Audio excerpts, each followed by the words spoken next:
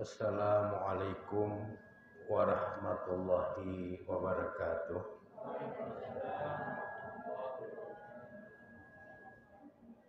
Alhamdulillah, nahmaduhu wa nasta'inuhu wa nastaghfiruh wa na'udzu billahi min syururi anfusina wa min sayyiati a'malina. May yahdihillahu fala mudhillalah wa may yudlil fala hadiyalah. Asyhadu an la ilaha illallah wa asyhadu anna Muhammadan abduhu wa rasuluhu allazi la nabiyya ba'dah. Allahumma sholli ala Muhammad wa ala alihi wa ashabihi ajma'in. Radina billahi rabba wa bil islami dina wa bi Muhammadin nabiyya wa rasula. Amma ba'd. Yang saya hormati Bapak Kepala Sekolah, Ibu Dewan Guru, dan bapak-bapak dan ibu-ibu yang hadir, yang dirahmati oleh Allah Subhanahu wa taala. Puji dan syukur kita sampaikan kehadirat Allah Subhanahu wa taala yang telah menganugerahkan nikmat kesehatan dan kesempatan kepada kita semua, sehingga alhamdulillah pada pagi hari ini kita dapat hadir dan berkumpul di ruangan ini untuk satu tujuan yang mulia, yaitu thalabul ilmi. Selanjutnya, selawat beriring salam tidak henti-hentinya kita mohonkan kepada Allah Subhanahu wa taala agar tercurahkan kepada Rasulnya Nabi Muhammad sallallahu alaihi wasallam beserta keluarga, para sahabat, dan semua pengikut beliau yang setia hingga tegaknya hari berbangkit kelak. Demikian juga untuk seluruh para tabi'in, tabi'in, atba' tabi'in, ulama-ulama muktabar dari kalangan mutaqaddimin, dan juga ulama-ulama muktabar dari kalangan mutaakhirin ila yaumiddin.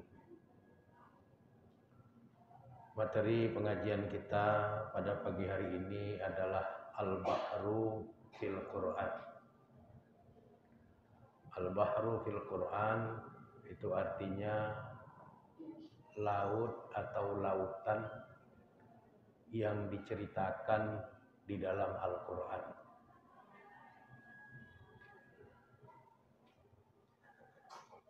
Di dalam Al-Quran, laut menjadi salah satu yang diperbincangkan.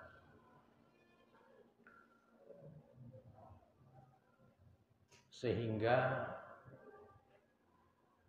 kita melihat kata al-bahru, kata laut atau lautan di dalam Al-Quran itu disebutkan lebih banyak jumlahnya bila dibandingkan dengan al-barru, daratan.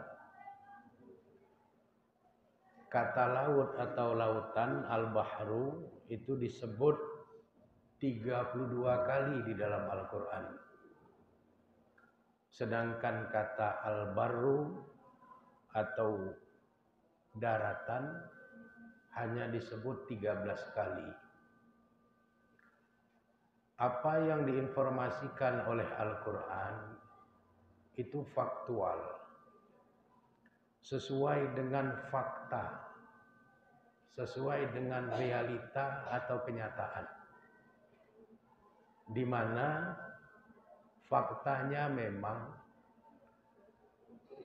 bumi tempat kita tinggal ini 3 kali lebih luas lautan bila dibandingkan dengan daratan. 71% bumi ini adalah lautan. Hanya 29% dari bumi ini yang merupakan daratan. Itu artinya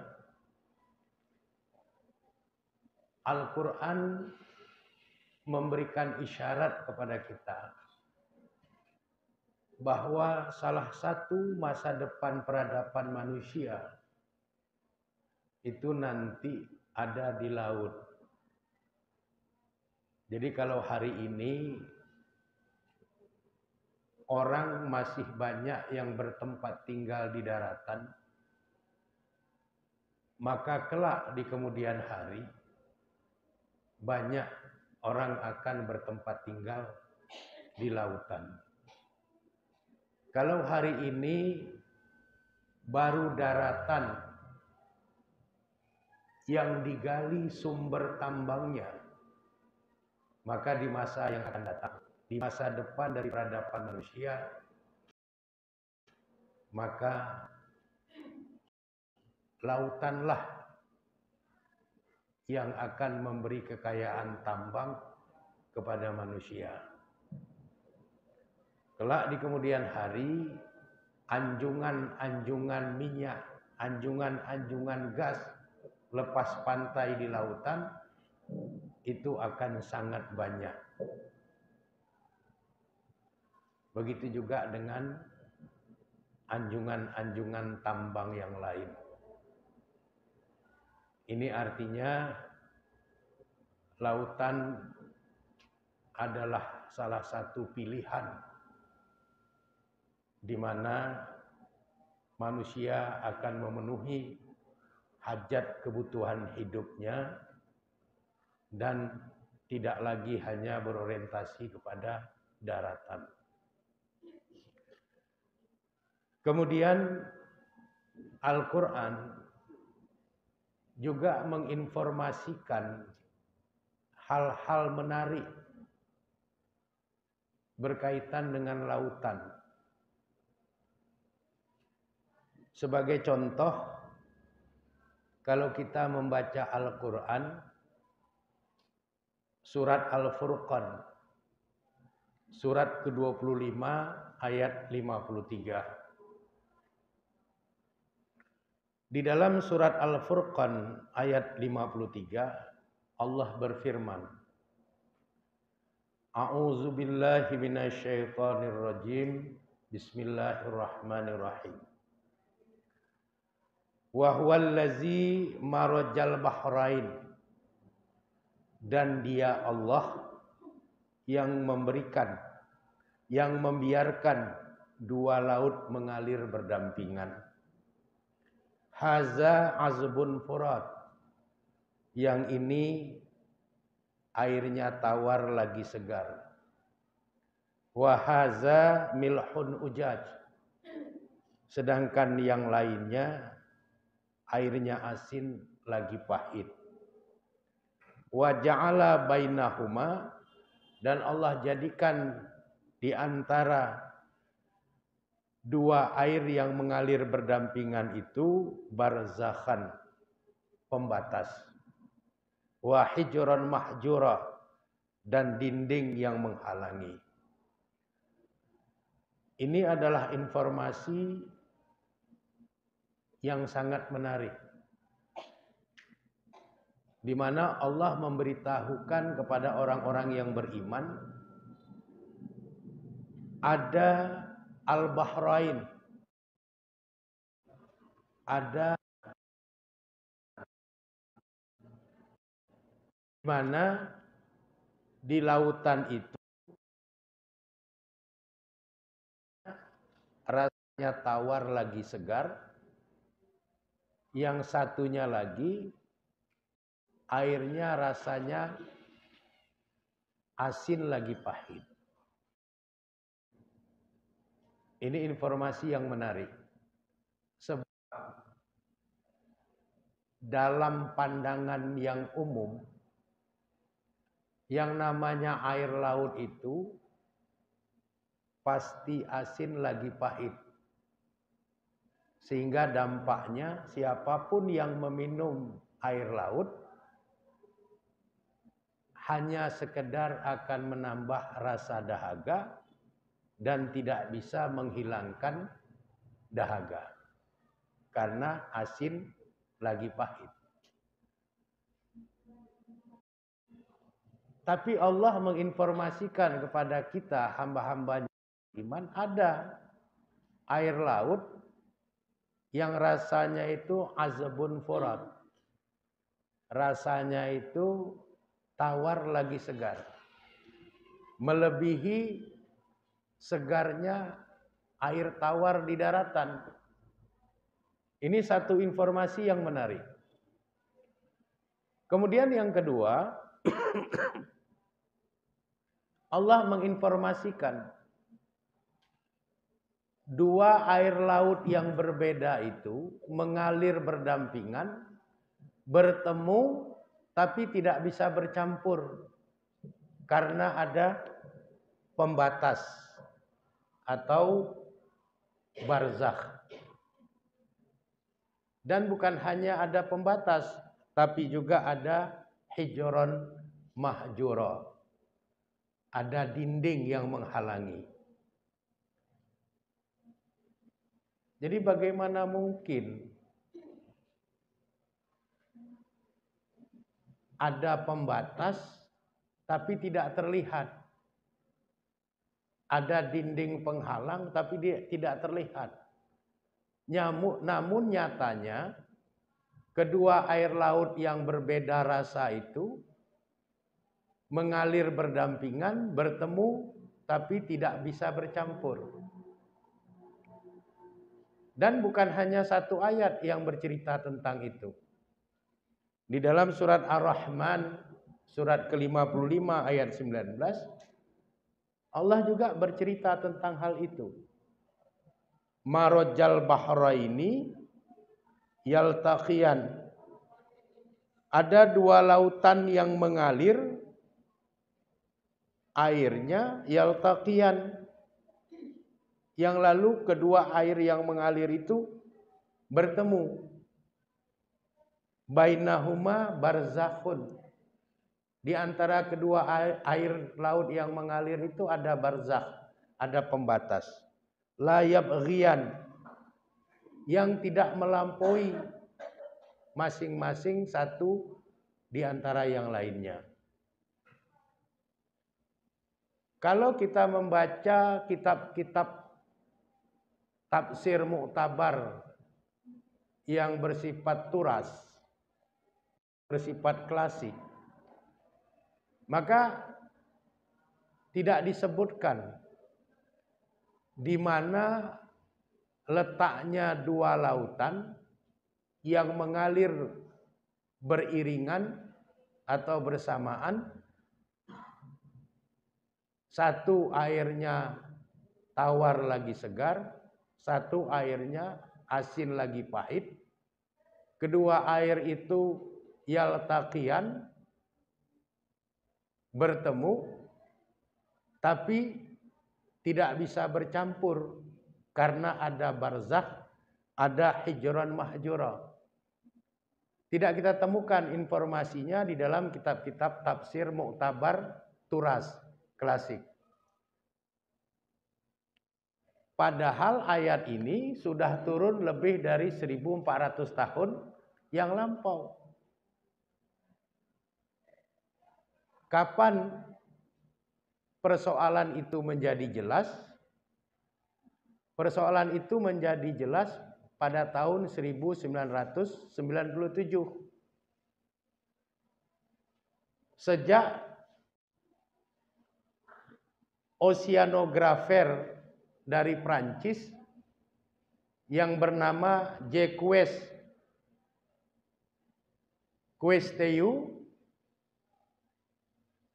yang merupakan guru besar ahli kelautan menemukan sebuah tempat di Samudra Atlantik yang berdampingan dengan Laut Mediterania, di mana kedua laut itu berdampingan, airnya mengalir secara bersama-sama, tapi yang satu rasanya asin lagi pahit, yang satu rasanya tawar lagi segar. Dan keduanya bertemu tapi tidak bercampur. Maka terjawablah informasi Quran yang tidak terjawab selama beratus-ratus tahun. Ini artinya Al-Quran itu faktual. Al-Quran itu sesuai dengan fakta. Cuman kadang-kadang keterbatasan ilmu, keterbatasan pengalaman, keterbatasan kemampuan mencermati dan menganalisis keadaan yang membuat seolah-olah informasi Al-Quran itu tidak benar. Untuk menemukan fakta-fakta itu membutuhkan waktu ratusan tahun sejak ayat itu diturunkan.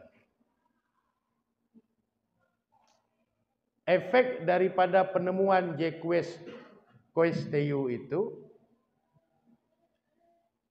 dia masuk Islam setelah terlebih dahulu dia membaca ribuan referensi, tapi dia tidak menemukan ada referensi yang menyebutkan adanya dua lautan yang mengalir di dalamnya dua jenis air yang berbeda, bertemu tapi tidak bisa bercampur, dan akhirnya beliau menemukan informasi itu ada di dalam Al-Quran. Sebagai seorang ilmuwan, beliau melihat bahwa itu benar sebagai wahyu Allah, karena apa yang tertulis sesuai dengan fakta. Apa yang tertulis ada datanya. Apa yang tertulis itu tidak terbantahkan karena valid. Maka akhirnya Profesor Jacques ini masuk Islam. Cuman sayangnya pada waktu beliau meninggal dunia pada hari Rabu tanggal 25 Juni tahun 1997 itu, beliau tidak dimakamkan sebagai seorang muslim, tapi dimakamkan sebagai orang yang non-muslim dan dimakamkan di Katedral Notre Dame di Paris sebagai orang yang bukan muslim, padahal beliau sudah mu'alaf karena beliau menggemakan tentang faktualnya Quran berkaitan dengan informasi adanya dua lautan yang di dalamnya mengalir berdampingan dua jenis air, yang satu rasanya tawar lagi segar, yang satunya lagi rasanya pahit lagi asin. Kedua air itu bertemu tapi tidak bisa bercampur, dan itu faktual. Jadi banyak sekali informasi Al-Quran itu yang belum terjawab dalam kurun waktu tertentu, tapi terjawab di kurun waktu yang lain.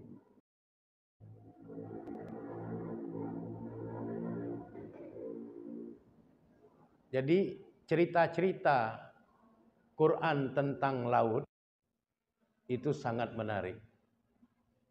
Makanya ayat yang menceritakan tentang laut lebih banyak dari ayat yang menceritakan tentang daratan.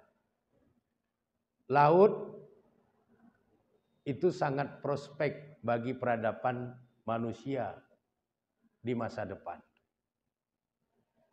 Kelak di kemudian hari, daratan tidak lagi menjadi menarik untuk didiami.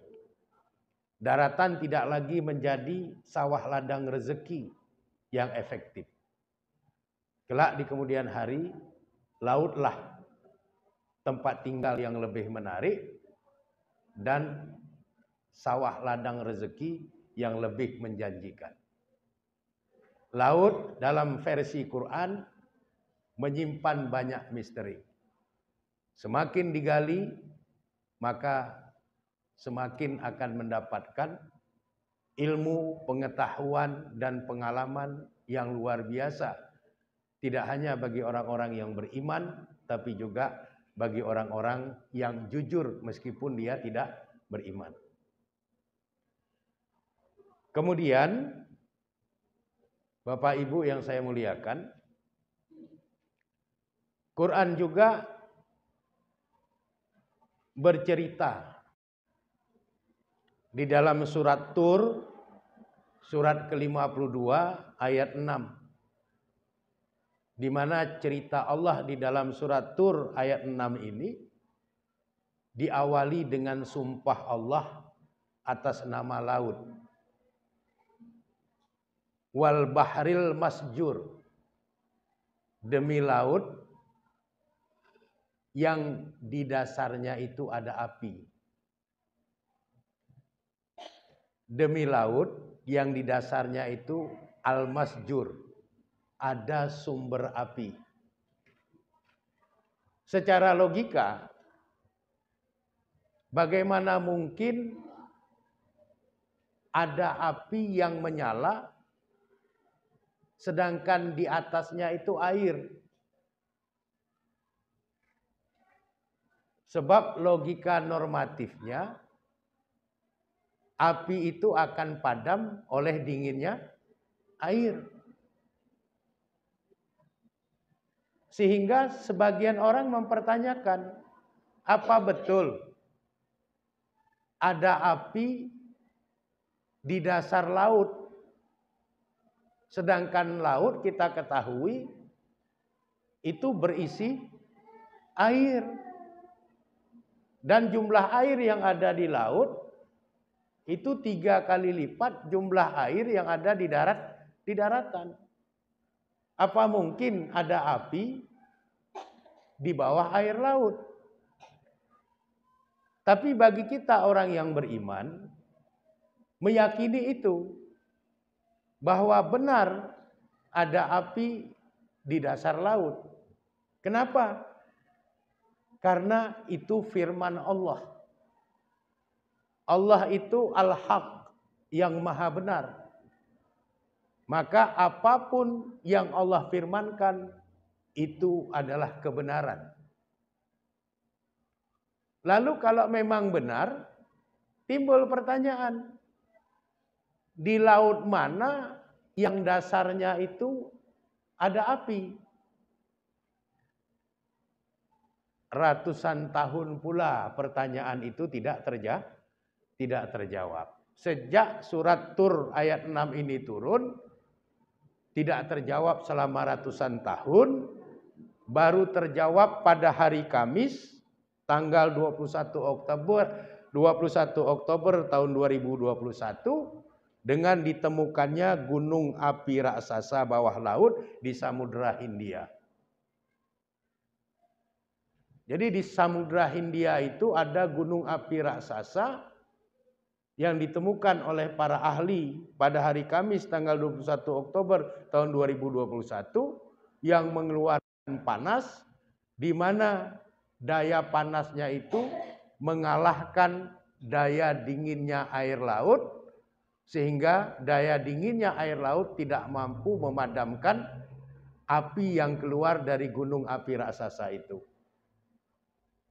Dan dampaknya, menurut para ahli oceanografer, ahli kelautan, bahwa gunung api raksasa yang ada di bawah Samudra Hindia itu terus-menerus mengeluarkan gempa. Sudah 11.000 kali gempa itu terjadi di wilayah Pulau Mayotte, Prancis, yang terletak di antara Madagaskar dan Mozambik, terhitung mulai bulan Mei 2018 sampai bulan Mei 2021 itu 11.000 kali.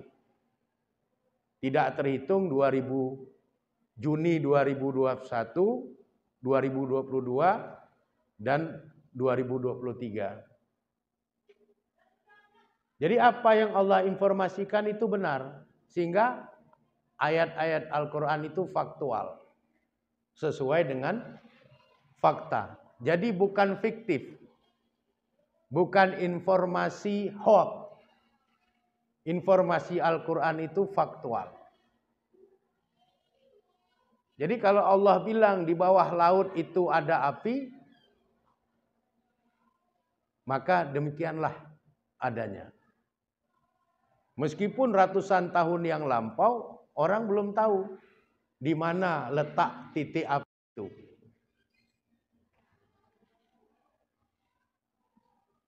Sehingga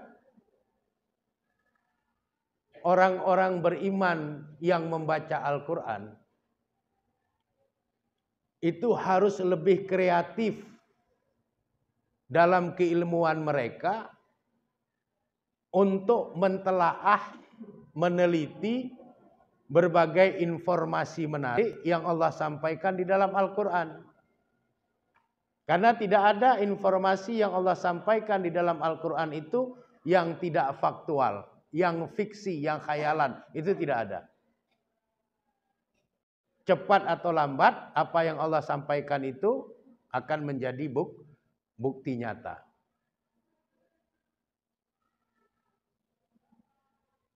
Disinilah kita dibawa pada satu kesadaran yang dalam, betapa luar biasanya Al-Quran itu, betapa faktualnya Al-Quran itu, betapa validnya data yang Allah berikan untuk menjadi iktibar, pelajaran besar bagi peradaban manusia. Ini artinya di satu sisi cerita Quran tentang laut bersifat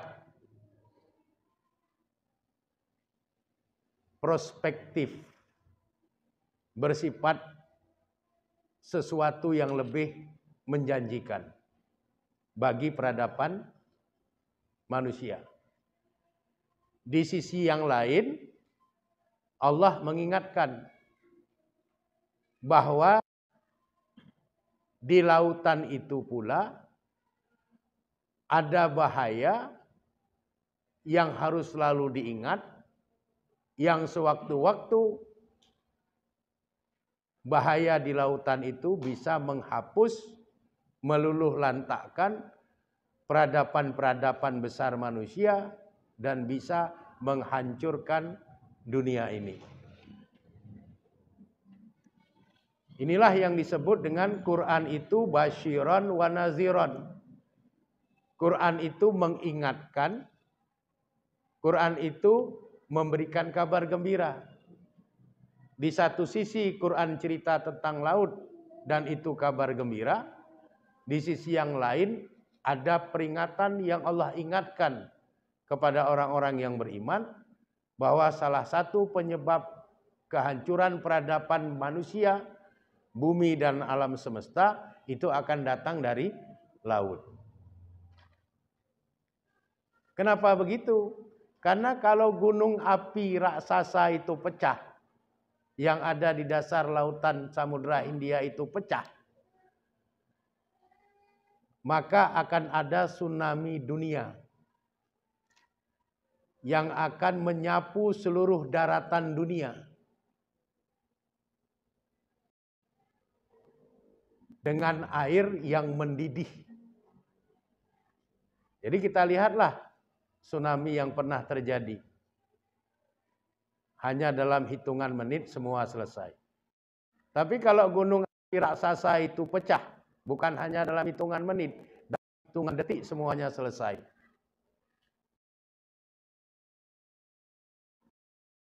Apa? Karena api yang dasar laut itu akan mendatangkan rasa panas air yang melebihi batas ukuran derajat Celcius dan Fahrenheit. Sehingga Quran tentang laut di samping itu faktual, basyiran menggembirakan, tapi juga naziran mengingatkan agar orang-orang beriman senantiasa berhati-hati dalam menjalankan kehidupan.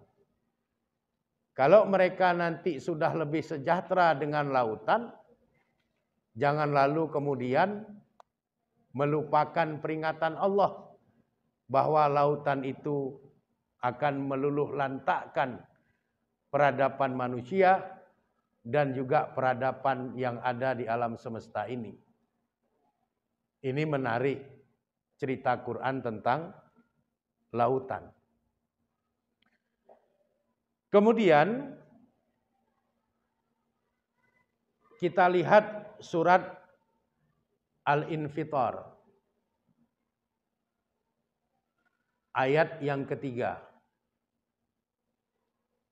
Allah juga mengingatkan kepada kita bahwa kelak suatu hari lautan itu akan mengeluarkan gelombang besar dari airnya yang akan menyapu seluruh daratan. Jadi yang akan mengakibatkan kiamatnya peradaban manusia di bumi ini bukan hanya langit yang runtuh, yang pecah, bukan hanya karena benda-benda langit jatuh berserakan, tapi juga didukung oleh memancarnya kekuatan gelombang air laut yang menyapu seluruh daratan. Jadi 3 hal itu harus kita perhatikan.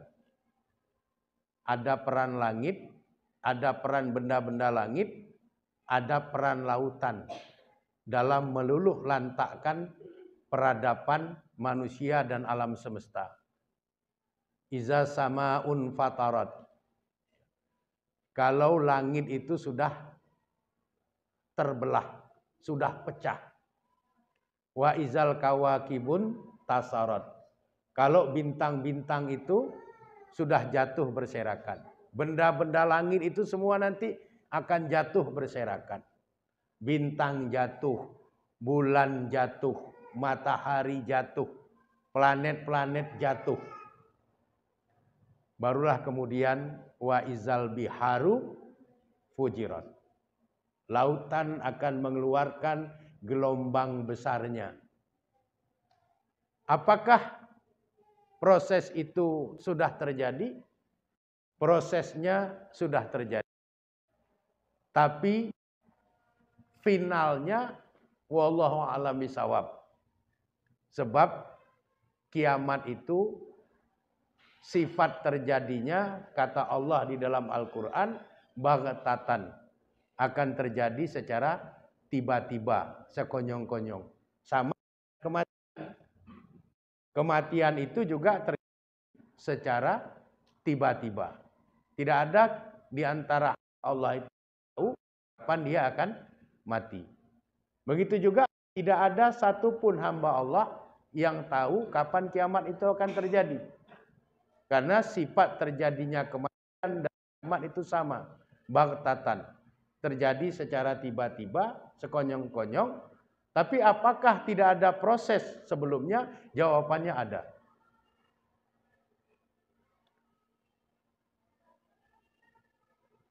Kalau kita mau tahu bagaimana Allah memanifestasikan, mewujudkan firman-Nya wa izal biharu fujirat, dan jika laut itu sudah mengeluarkan kekuatan gelombangnya, maka kita baca hasil temuan 2 orang profesor dari Washington University, yaitu Profesor M. Solomon dan Profesor Deborah Kelly, yang mereka tulis dalam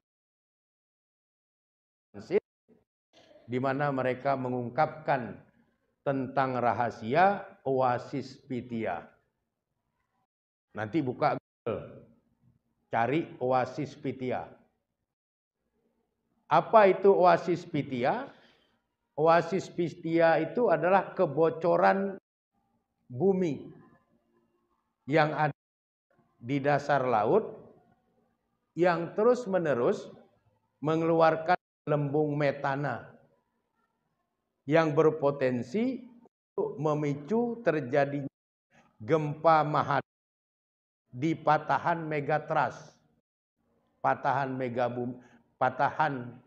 bumi yang namanya megatrust. Di mana letak Oasis Phthia? Letaknya di dasar laut lepas pantai Pasifik dan Kanada. Oasis Phthia itu bahagian dari zona subduksi Kaskadia yang merupakan garis patahan besar yang membentang dari Pulau Vancouver di pantai barat Kanada sampai ke bagian bawah California Utara.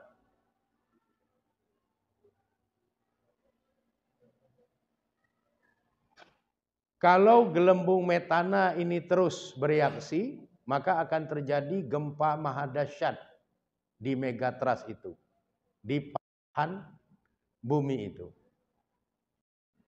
Akibatnya akan seperti apa?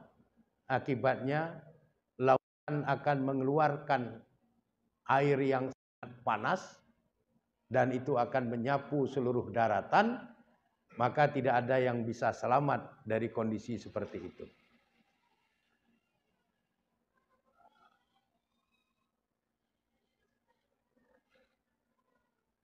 Oleh karenanya, apapun yang Allah firmankan di dalam Al-Quran, orang yang beriman itu yakin. Tapi bagi yang tidak beriman, itu menyepelekan informasi-informasi Quran. Oasis Phthia itu kan letaknya jauh, letaknya benua Amerika. Apa mungkin sampai ke Langsa? Ribuan kilometer jaraknya. Nah, kalau pertanyaan seperti itu pertanyaan anak Nabi Nuh yang durhaka. Pernah baca kan kisah anak Nabi Nuh durhaka yang ada dalam Quran? Apa kata Nabi Nuh kepada putranya? Wahai putraku, naik kau ke atas perahu itu supaya kau selamat bersamaku. Tapi apa jawab anak Nabi Nuh yang durhaka? Enggak apa-apa ayah. Aku bisa berenang, nanti aku naik ke bukit itu. Tidak mungkin air bisa mencapai bukit itu. Padahal banjir Nabi Nuh itu menggenangi seluruh dunia. Tidak ada puncak gunung yang tidak tenggelam.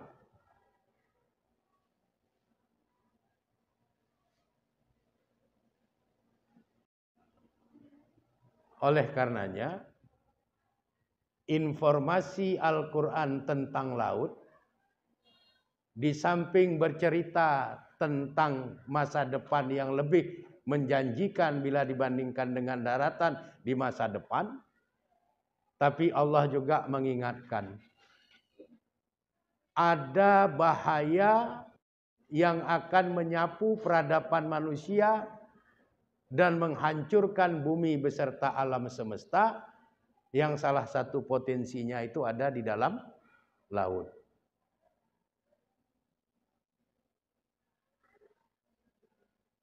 Dalam 2-3 hari belakangan, kalau kita baca penemuan-penemuan para ahli di media Detik.com, itu diinformasikan ada lebih dari 1.000, bahkan mencapai angka 2. Sungai-sungai dan danau-danau itu mengering secara misterius berdasarkan pantauan satelit yang tingkat kenaikan dan turunan debit air pada sungai dan danau. Ternyata keringnya banyak sungai dan danau di seluruh dunia, itu salah satu penyebabnya adalah kebocoran pada bumi. Jadi bumi kita ini sudah bocor. Efek dari kebocoran itu keluar gelembung metana. Gelembung metana ini gas yang diiringi dengan panasnya api, yang akan memanaskan air yang ada di seluruh lautan dan akan mengeringkan air-air yang ada di sungai dan di danau-danau yang ada di dunia ini. Kalau tingkat daya panas itu terus meningkat karena kebocoran bumi semakin kuat, maka kalau kita ibaratkan seperti kita menjerang air, memasak air di dalam periuk atau dalam kanot. Kalau panasnya menguat, air akan mendidih. Kalau air sudah mendidih, panasnya terus menguat, maka air yang mendidih tadi akan mendorong tutup dari periuk itu sehingga terpental keluar. Maka air akan melimpah keluar tanpa terkendali. Jadi air laut itu akan memuntahkan diri, menyapu semua daratan dengan suhu air yang sangat panas. Itulah izal biharu fujirat. Prosesnya sudah terjadi. Tinggal menunggu kapan terjadinya. Wallahu a'lam bishawab.